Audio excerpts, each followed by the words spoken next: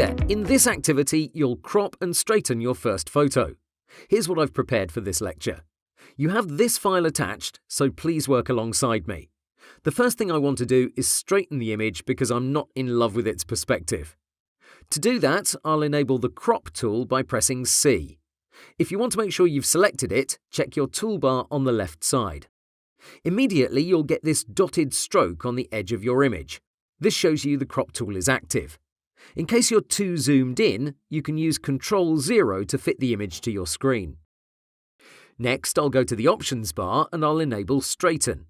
Luckily, this image has some straight lines via this road and those will help me get my bearings. Here's what you need to do. Click and drag alongside its edge. Once you're happy, let go and Photoshop will show you a preview of what you're about to get. This is fantastic stuff. The result is nearly perfect. But notice the greyed out area outside this region. That's going to be thrown away by Photoshop, but it's a shame because I love this forest background. Here's what we can do. In this CC version, I can enable this feature called Content Aware. By checking it, you'll immediately see my active region will enlarge significantly. There are missing parts in all four corners, but Content Aware is going to handle it. Photoshop will analyze all these existing pixels and create new ones based on them. Hit Enter or click on this small check icon and wait until the operation is completed. And here's the result. It's like magic. The photo is not only straightened, but Photoshop also added new pixels in all four corners. That's Content Aware in action. The bigger the photo, the better the result. Honestly, it would be very difficult to notice this image had been edited.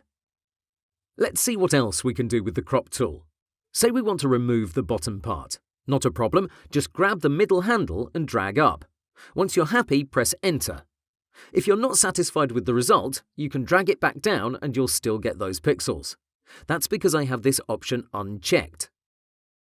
If I enable Delete Cropped Pixels and I remove part of my image, those will be permanently lost. Let me drag and hit Enter. OK, now let's get the crop tool again and expand the photo in that area. As you can see, we're getting transparent pixels.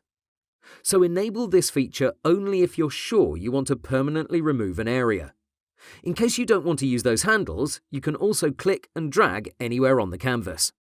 Initially, Photoshop will show you a preview of your selection and you can refine it by moving around. I'm just holding down my mouse click and I'm dragging, nothing else is being pressed. Once you're happy, hit Enter. Sometimes you'll want precision in your cropping, so let's focus on the options bar.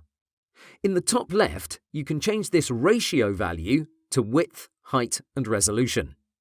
Now you can input something like 200 by 100 pixels and that's exactly what you're going to get. Finally, most Photoshop users prefer to resize their canvas with the crop tool. That's because it's so easy to use. Simply activate it and make sure you disabled Content Aware. Now grab a corner handle and drag outwards. If you want to enlarge the entire canvas equally on all four sides, hold down Alt or Option as you drag. As you do that, Photoshop will also tell you your measurements so you can decide when it's best to stop. When you're happy, hit Enter. And that's how you can easily make your canvas bigger. OK, that wraps up the crop tool. Remember, you have this image attached. Go for it and see how well you do. Have fun.